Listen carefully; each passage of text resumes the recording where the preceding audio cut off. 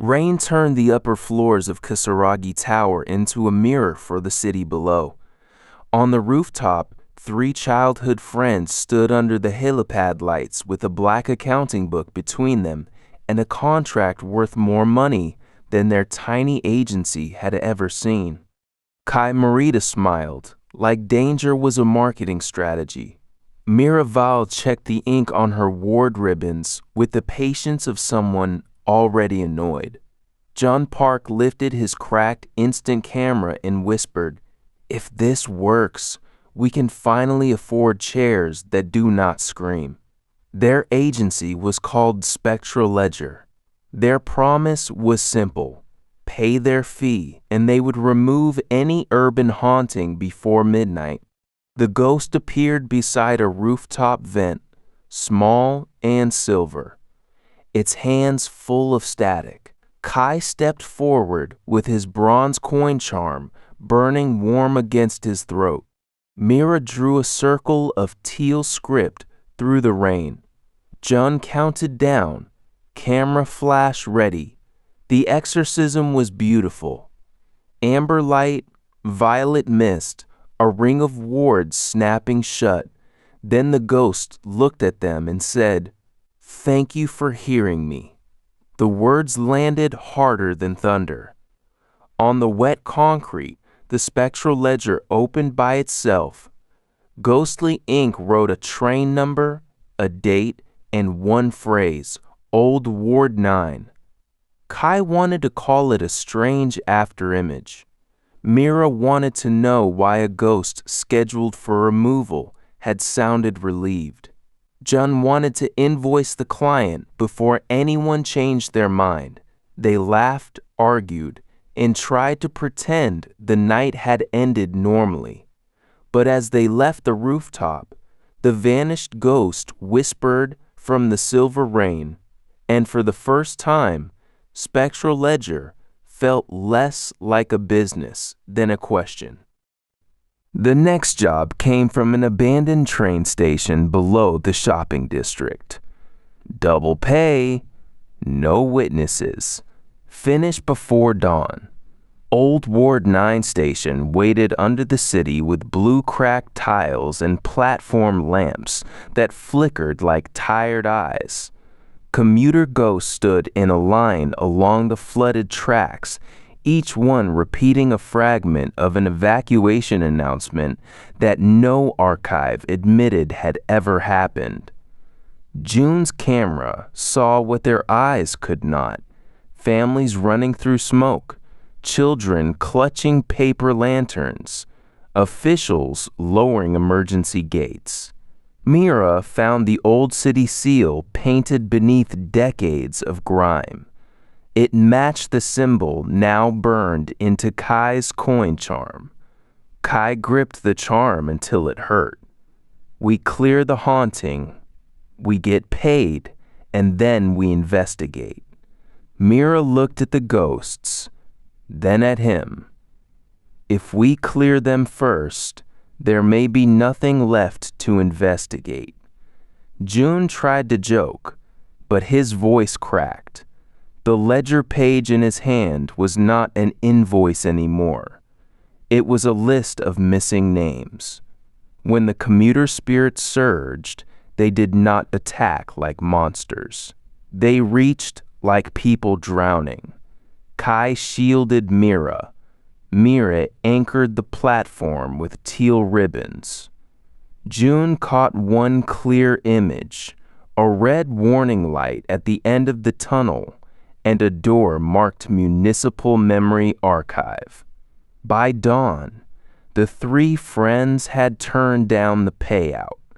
It was the first terrible business decision Spectral Ledger ever made. It was also the first honest one. The archive lay under City Hall, behind a stairwell nobody used and a lock that opened when Mira wrote the old seal in wet ink. Green lamps hummed over rusted shelves. Redacted maps filled drawer after drawer.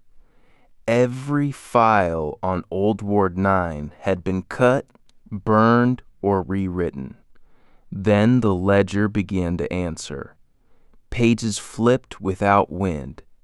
Names rearranged themselves into streets. Streets folded into a memory of a district erased from every tourist map. The tragedy had not been a gas leak or a flood or a construction accident. It had been a rift, opened under Old Ward 9 during an experiment meant to turn grief into power. Jun lowered his camera. I took the station job because we were broke, he admitted. I thought if I found one big client, I could fix everything before you knew. Kai stared at him, angry for one breath and scared for the next. Mira tied one ribbon around Jun's wrist and the other around Kai's. Then we fix it together, she said. No more hiding debts. No more hiding ghosts. The archive shelves burst open. A crimson tear appeared in the air, and from it descended a tall figure in a torn black coat and cracked porcelain mask. Ledger pages orbited its shoulders like obedient birds. How sentimental, said the archivist Shade. Memories are worth more when they are desperate. You have been harvesting them for me beautifully. The friends ran as the archive collapsed behind them, carrying the truth and the terrible knowledge that every paid exorcism had weakened the seal between worlds.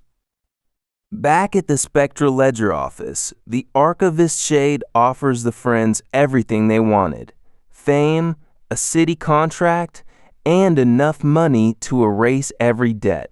For 1 second, Kai almost believes that selling the memories would save them. Mira ends the temptation by driving her brass pen through the contract. The office windows burst inward.